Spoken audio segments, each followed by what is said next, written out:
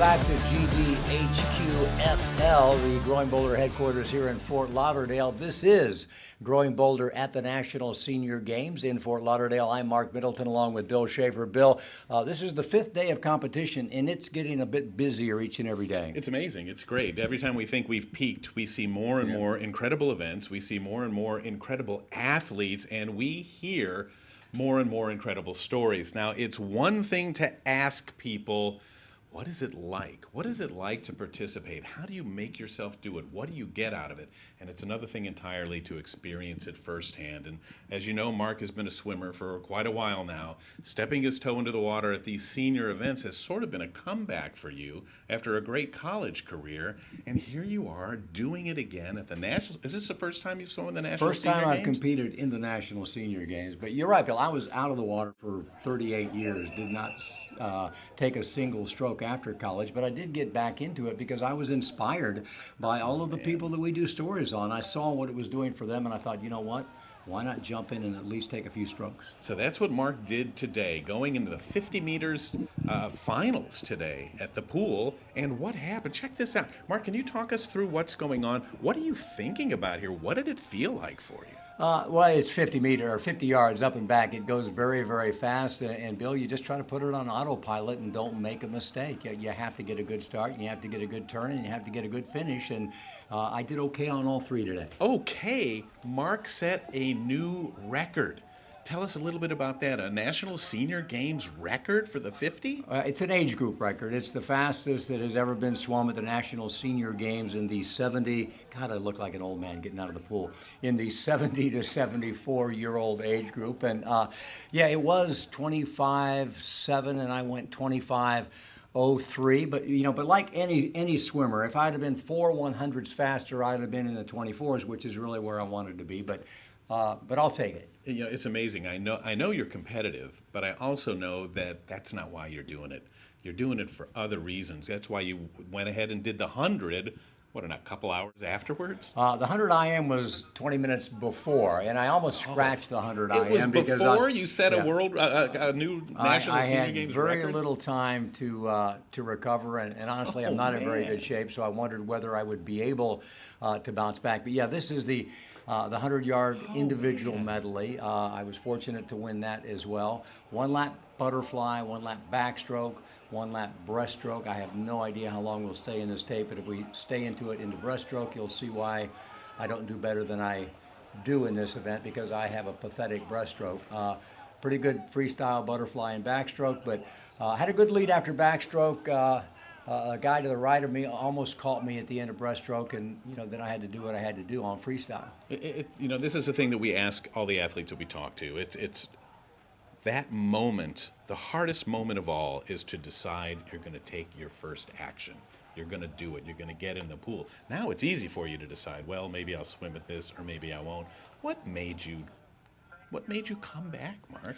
Well, again, it really was just health and well-being. The reason I think most of these people do this, I did not intend to compete. I just wanted to swim. And, really, we hear this from the athletes all the time. It's hard to take the first step or the first stroke.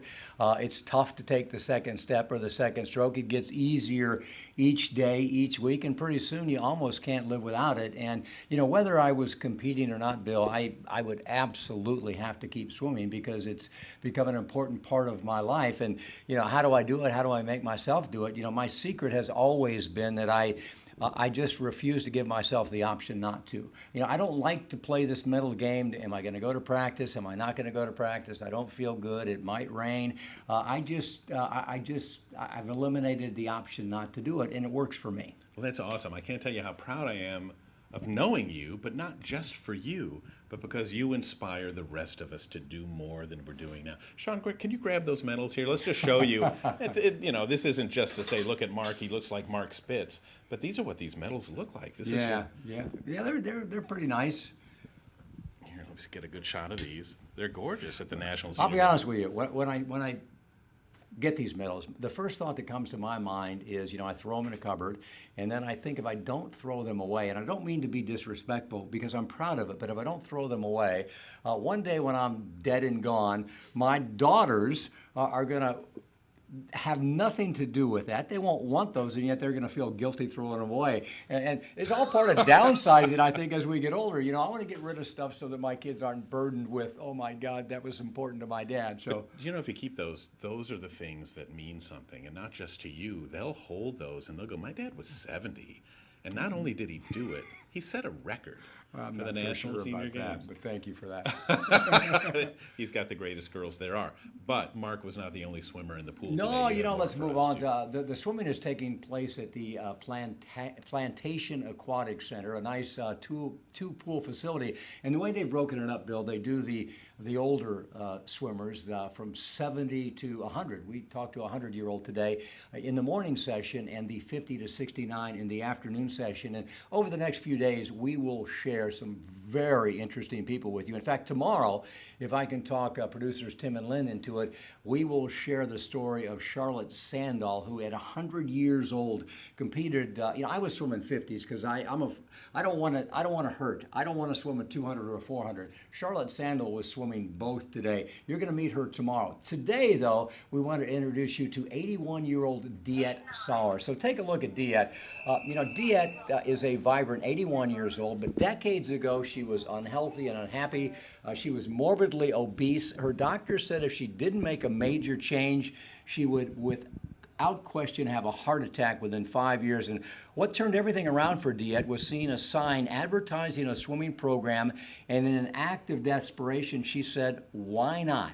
And she told us that all she could do the first week was just dog paddle, and she didn't do that well, and she didn't do it very far, but she stuck with it. And thanks to the encouragement of a great coach, and 3 months after that, she entered her first meet, and then her life began to change. Well, I guess about age 39, I quit smoking and drinking, which I thought was going to make me healthier, but it ended up leading me straight to food, so I blew up to about 250 pounds. I was sedentary, I was miserable, and the funny thing is, I thought, well, maybe this is just how it is at 40, and you just feel old and you are old. And which is crazy because my life has flipped so much that at 81, I don't even feel old. Why has it flipped? How has it flipped? Well, I started eating correctly. I started eating healthfully. I started exercising. And you ask about the spiritual side, I believe God provided the opportunity to start swimming at 58. Because I showed up at a pool to join a master's team. I couldn't swim a lick. And it was really, I don't even understand why I showed up. And there was a special coach there that said, I will teach you. You can do this. She encouraged me and she changed my life. Here I am, I'm having a blast. And that's what the sport has given me is the energy to do things in other parts of my life. Any young person seeing this can really maybe capture some of the spirit here and what does keep you going and what does keep you striving for health and vitality and living a vigorous life. Well, thank you, because it takes someone strong like you who is able to come back, to bounce back, to overcome, to show the rest of us that no matter how bad it gets, it can get to be pretty damn good in our 80s. So thank you for that. Absolutely. Thank you, Mark. I appreciate it. Folks, it's really just about competing, but I think I would be remiss if I didn't point out that DeEtte isn't just going through the motions. She is actually winning events in her age group with more to come. She's inspiring younger women, as she says, and as I mentioned Charlotte Sandahl earlier, she told me today that Charlotte, at 100 years old, is the one that convinces her to do butterfly like she's doing it right now. And, Bill, it really is just a circle of inspiration. One athlete inspiring another athlete, and DeEtte is. You mentioned about the competitive nature, and yes, you get up there on the starting blocks, and you want to win. And if I could share some of my thoughts with you when I'm on the starting block, they're probably not pretty. But before you swim and after you swim, it is nothing but encouragement and support and way to go. And that's the thing that everybody loves about this Masters sports, National Senior Games in general. It is a big community that supports one another. And here's another point I think we should make too. It's not like Mark jumped back in the pool and it was easy for him to win. There's competition here. There's some fierce athletes here as well. So people like DeEtte, they may get in and they start, and at first They're racing against themselves. They want a better time. They want to improve. They want to feel inside like they're making a difference. Isn't that how it starts? Oh, absolutely. And you're right about that. These athletes are everything from weekend warriors who just started swimming in their 60s and 70s and 80s to former Olympians, former college and high school stars, and everybody gets along and everybody encourages one another. And I think I've said this before to you, Bill. What I find most interesting is that the true influencers in all of these sports are not necessarily the best athletes. They're the people with the coolest stories. It's the guy that walks down the deck with a scar down his chest because he had open heart surgery 2 years ago, and now he's back swimming. It's the woman who everybody knows her story, that she had breast cancer, or the guy who had lymphoma came up to me today and said that it was sports that saved his life. Can you imagine if you lived in a neighborhood where everybody around you was active, everybody around you was competing, overcoming pain, overcoming obstacles and challenges? That's what we have here. That's what Marc created when he created Growing Bolder. That's what we're trying to do as well. And we're going to leave the pool. We're going to take you out to track and field in just a moment to meet a man who was so racked with chronic pain that he was ready to end his life until seeing his local senior games and entering it on a whim changed everything. That's next.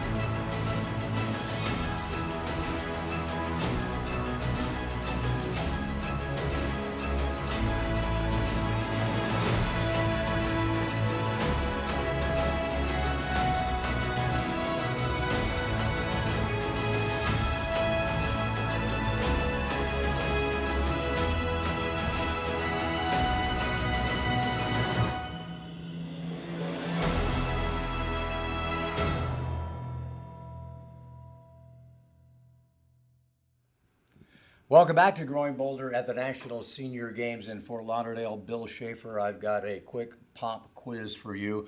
Of the 23, 24, 25 sports, which one do you think has the most number of competitors? Wow, that's a great question. I would probably go with track.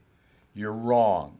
The number one sport in terms of competitors this year, softball, with 1,598 athletes. A close number two, and I would have guessed this would be number one, is pickleball. That's what I was going to with 1,589. But number three is track and field with 1,564. And folks, I got to tell you, I think Bill Schaefer is becoming a big track and field fan because you had to go back to the track today to indulge your need for speed. It's the coolest because there's so many events going on all at once. In fact, the first guy we saw this morning, look at him here, he's 99 running a 100-meter race. That guy's Roy Englert. He's running every single national senior games. Now, it's not just older people. There are high jumpers that have incredible form. And watch, he clears the bar here in the 50 to 59 age group by a good foot. These are real competitors here. Moving on to men's shot put. Could you picture yourself doing this? Why not? Of course, we all could do it. And then the women's discus. This is an 87-year-old right here, Flo Myler. You know Flo, right, Mark? I know about Flo. I'm jealous you got to see her. Flo was the U.S. Track and Field Athlete of the Month a couple of months ago. She's been the Track Athlete of the Year. She's big time. And look at these guys melt the track, 65 to 69. Watch the finish and really understand how important this is. All you have to do is meet one of the coolest guys around, and he will tell you why this is so important. Let's meet Willie Stroll.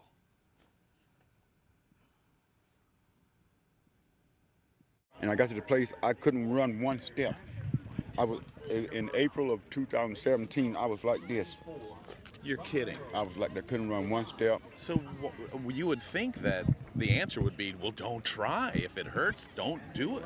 That's the problem. You know, I was on all these narcotics, you know, walking with the cane, and couldn't think clearly. Threw the cane down. I almost committed suicide during that time. You know, if this assistant upstairs in Walmart Hospital hadn't called me and told me that I could come up and see them because they had denied me to start with, I'd have took my car and ran in the hospital that day. I saw a flyer says the senior games, and it sparked something in me, you know, and I say, I can run again, and I can run again. So I started walking for 2 weeks. The games were in 3 weeks. Here we go, one of our most competitive areas. And so in that third week, I ran the 50, 100, and 200, and I won all three. And I've been running since. And I won't give up. Even though I still have sciatica, I have chronic migraines, this is my sanctuary. This is where I have my quiet and peaceness. You know, it's the small things to me that matter. And I've done a lot of things in my career. I've had a lot of success, but being out here on the track and around the seniors, people 50 and over, with all this positive energy, I can't go wrong. I cannot go wrong. Sometimes it brings me to tears when I think about it, you know, of what I've been through and what I have to overcome.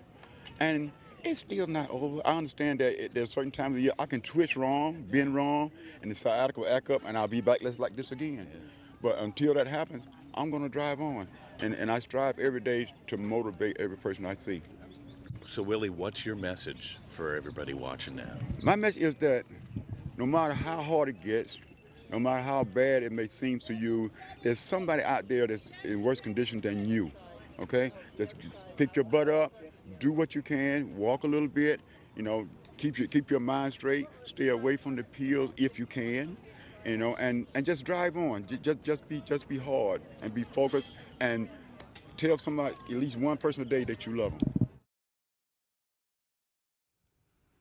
Boy, is that one of the most powerful interviews you've ever heard? Willie Sproul laying it on the line, opening his heart.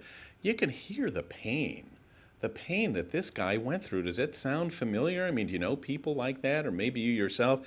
But the pain has been replaced with the thrill of living, the thrill of competition, and the feeling he has in his heart that he's making a difference for other people that are also going through what he did. There is so much in what he said, but I have to zero in on something that's one of my pet peeves. And as you know, Bill, I got a lot of them. I got issues, folks. But I hate the ageism in the healthcare industry. I hate the fact that there are still many doctors who will prescribe medication ahead of lifestyle modification. 80 cents out of every dollar, a healthcare dollar today, is spent for preventable chronic illness. And the thing we all need to do, the thing that will prevent these chronic illnesses, is get off our butts and get out there and move. And, you know, I just love to see this kind of stuff. He's a great example because he said the medications, the pain medications, not only didn't take the pain away, but they dulled his mind. Yeah. He said he wasn't who he was. He's a war hero. He's a guy who broke his back in the Air Force parachuting. This guy's he's ready to inspire people. And you're right. It's when you take responsibility for your health and your condition, that's when good things start to happen. Yeah, I want to be clear. Medicines are great, and there's many people who need medications, and lots of them. But the average 65-year-old today is on 3 to 4 different prescription medications, and they just don't need them for the most part for many of them. And how many people come up to you at an event like this and they're happy to tell you not only their age, but one of the things they offer right away is, I don't take anything. I don't take anything other than exercise. Yeah, it's a great goal to achieve, but you've got to do the work to put yourself in a position to maybe cut back. That's a great point, Mark. Thanks for clearing that up. Now, we had a golden moment that happened right at the GB booth today. Look at this photograph. One of our friends brought this by. I did a story a couple days ago on the Cav Buff Rock 50 volleyball team. They're from the Buffalo area. They're 50 years old, 50 to 60, and they wanted to tell us they were so excited that they won the gold medal. They came by to tell us, and the thing that made this such a coincidence is their captain, Eric Gruner, came by our booth at the beginning of the week. You know how we do this question of the day? I think the question was, what is your goal? What do you hope happens for you here at the games? Well, guess what Eric did? He took one of our cards, which everybody does, and he wrote something on this card. And his hope, his wish for these games is that his team goes away with a win. And here's the very card right in my hand right now that he put on our comment board at the Growing Boulder booth. And sure enough, it became a reality. Eric Grunner and the Cav team went on to gold. Those guys love each other. You know, team sports, as well as the individual sports. These guys bond together. They root for each other. They just want to be there for each other. Responsibility, accountability, and elation when it all works out. And a great example of visualization. You got to see it if you want to make it happen, and apparently he saw it. All right, Mark and Bill sitting here with some great stories. Are you impressed so far? Stay where you are. There's more to come.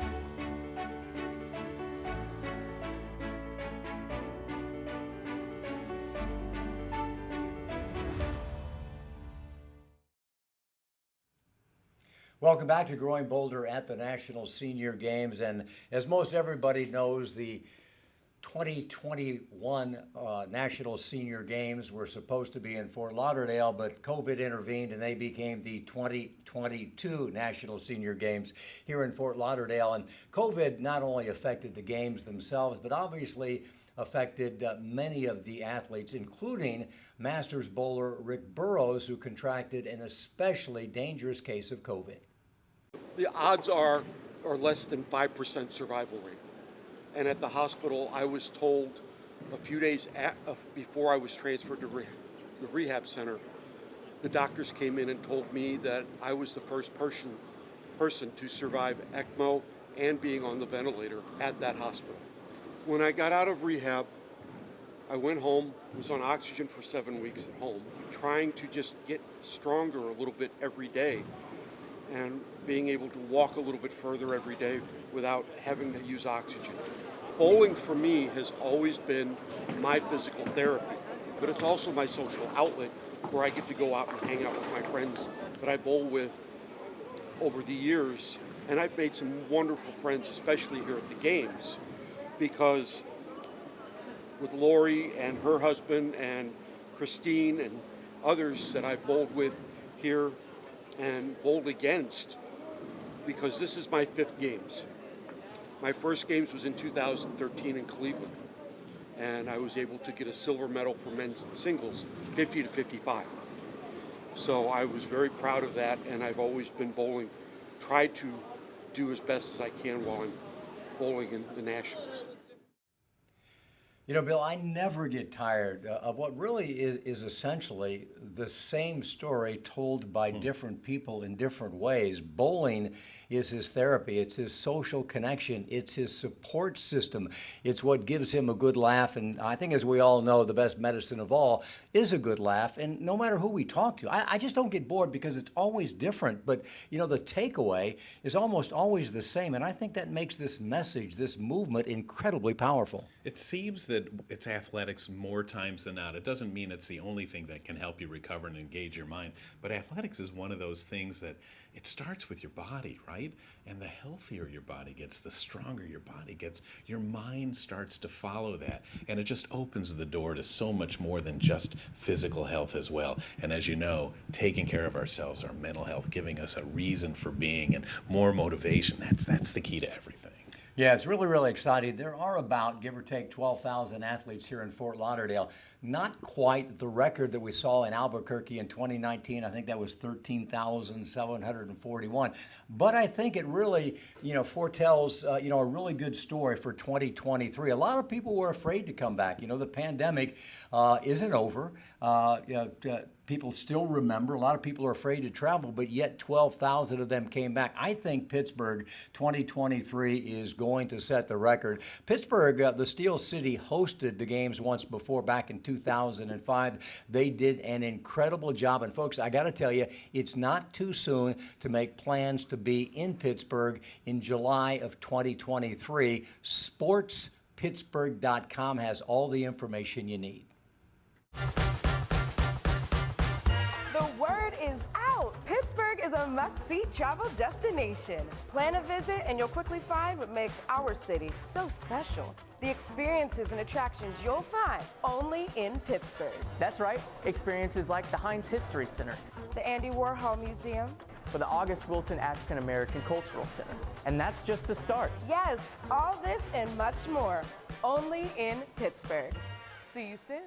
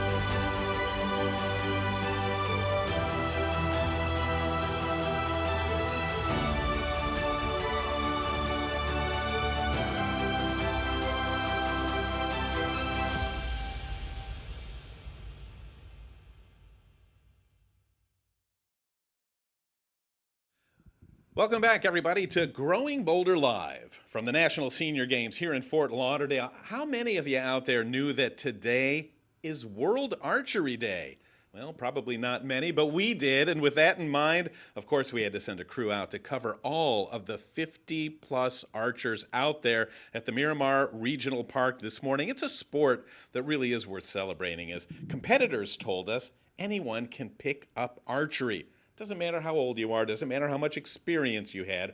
Archery is something that kind of comes natural and people love to do. We met so many people out there today, but there was one moment that stood out from all of the others we experienced, and this guy here was the reason. That's Paul Farbman, 72 years old from California, and today, you know what he did? He achieved his 6th ever Robin Hood. You know what? I'd never heard of a Robin Hood before. Did you know what that was? I've seen it in many, many movies. Yes, when Robin Hood pulls into Nottingham and, wins the tournament. And look at that. That one arrow, when you shoot an arrow into another arrow that's in the bullseye, that's a Robin Hood. How in the world did he ever do that? He's done 6 of them. And the coolest part about this one, it was right smack in the middle of the bullseye. Yeah, I'd be interested in learning, is that rarer than a 300 game in bowling, rarer than a hole-in-one in golf? It is really, really cool. And, Bill, you mentioned that, archery is more popular than ever. We actually interviewed someone from USA Archery and a couple of archers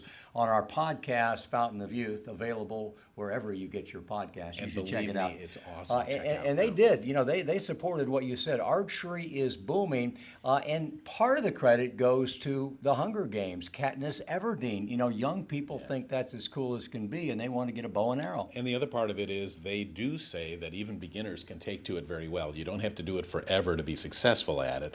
There's apparatus, there's different kinds of archery that can get you going. And the cool thing about it is, it's a fellowship sport, right? It's another one of those sports where everybody is very supportive around you, but you know what else?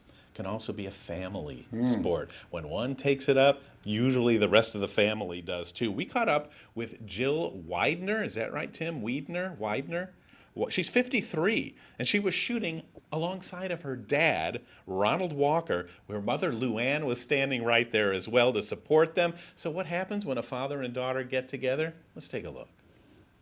I've been shooting since teenager. My dad and my grandparents were both Pennsylvania state champs, so they've been shooting their whole life, and I got started with my dad. It's cool, and I'm here with him today, so that's why he's like, I think you're old enough to be a senior, and I'm like, no, I'm not, but I am. So we're here today from Pennsylvania, so it's cool. That's all I can say. It's awesome and cool, and I'm glad I get to experience that with him. Yeah, my dad got us started back in 1952. He kind of figured it out really well. Back then you shot with recurve bows, no sights, just with your fingers and everything. And he just kind of coached me on. And I got my daughter started into it when I think she was probably about 8 years old. She shot we shot in our local clubs and stuff back home. He made Jill learn with a stick bow. Nothing but a stick bow in her fingers. I just watched her, and because I pretty much had a hang for what we were doing, and I just watched her. She picked it up. It was, I knew the things you needed to do to hit the target, and I watched her, and if she's doing something wrong, I straightened her out on it, and she picked it up, and she beats me now. And now she tells him what he's doing wrong. She needs her dad. And then he said he needs his daughter. Because she sees me doing, she knows what to do. She sees me doing a little something wrong, she'll tell me. I see her doing a little something wrong. I tell her she'll shoot a shot, and she thinks it should be in, but it's somewhere else. And then we go through what you possibly could have done wrong. It's been good. We had a lot of fun, seeing a lot of country because of archery, as a family and kind of as an individual too. Well, Mark, I'm telling you, any activity that can bring family members together, kids, parents, relatives, whatever. What a great thing. And it happens all the time. I can't tell you how many times we've seen that at all of the venues here, and really at the Growing Boulder booth, multi-generational families of competitors, showing up. In fact, a family from Michigan showed up at the Growing Boulder booth earlier. One was a power walker, one was a golfer, and they all do this together as a family activity, which is really, really cool. And that even is the perfect segue into this. We always have this question of the day in the Growing Boulder booth, and these answers are exactly what you just said and what this archery family did too. The question was, who are you celebrating here at the games? And you know who the answers were? Overwhelmingly, it had to do with relatives, parents, relatives that are fighting to overcome something. But one person said, my 100-year-old aunt, because she got me started in competing in the games. That was Shirley Jojala from New Mexico. And somebody else said, my dad would have loved the National Senior Games. That was Julie Kovic from Ohio. And Veronica Rivers from Virginia said that she is celebrating Growing Boulder because that's what encouraged her to get off the couch and get back into life. How cool is that? That is very, very cool. We're having a good time here in Fort Lauderdale, folks, as you can imagine. We'll be back tomorrow at about 5 o'clock. And there's only been 2 athletes still left who have competed in all 17 of the National Senior Games, and you're going to meet both of them on this program tomorrow. And as I promised, you'll meet the 100-year-old swimmer, Charlotte Sandall. Also, there are 2 new sports this year.